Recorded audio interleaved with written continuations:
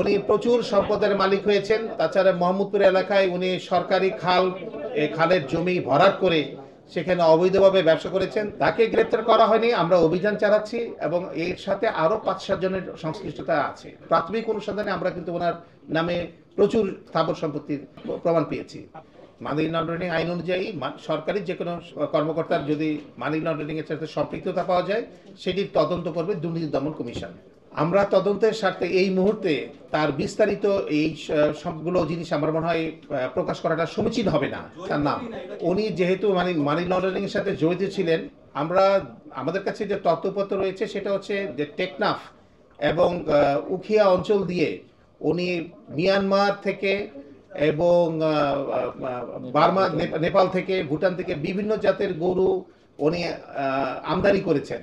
যেহেতু এটা একটা বিরাট বড় এরিয়া, অনেক বড় একটা পোরাস বর্ডার, আমাদের ধারণা যে হয়তোবা এখানে অন্য কেউ কোনো ব্যক্তি এবং গোষ্ঠী তাদের সাথে জড়িত থাকতে পারেন। তো এই বিষয়টি তদন্তাধীন রয়েছে, আমরা সামনে আপনাদেরকে জানাতে পারবো।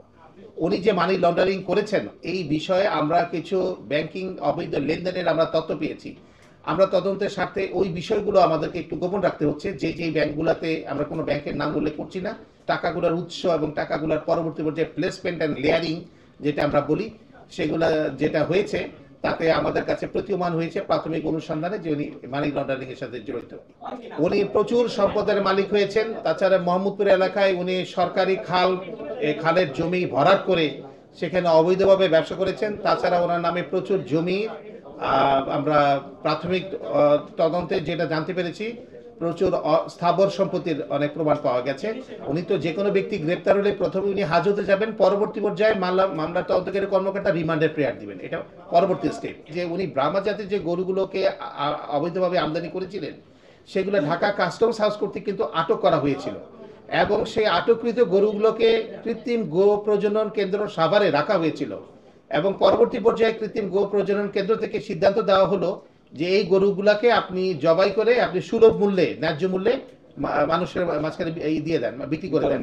কিন্তু প্রবলেম হলো যে উনি এই গরুগুলাকে জব করেন নাই। জব না করে উনি জালিয়াতির মাধ্যমে কাগজ তৈরি করেছেন যে উনি জব করেছেন। আসলে উনি জব না করে এই গরুগুলাকে তিনি উচ্চ মূল্যে 11 কোটি টাকা মূল্যে উনি বিক্রি করেছেন এবং এই টাকাটাকে উনি দেশের বাইরে লন্ডার করেছেন। জালালাবাদ মেটাল লিমিটেড, এখানে এই ধরনের একটা প্রতিষ্ঠানের সন্ধান আমরা পেয়েছি। প্রাথমিক অনুসন্ধানে আমরা কিন্তু ওনার নামে প্রচুর স্থাবর সম্পত্তির প্রমাণ পেয়েছি।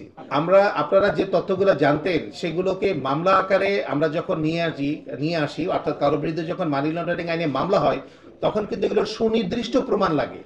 আমরা অনেক কমপ্লেনই অনেকের বিরুদ্ধে পাই যেগুলো পরবর্তী পর্যায়ে আমরা সাবস্টেনশিয়েট করতে পারি না। অ্যালিগেশনগুলোকে সাবস্টেনশিয়েট করার জন্য আপনার ডকুমেন্টারি এভিডেন্স লাগে।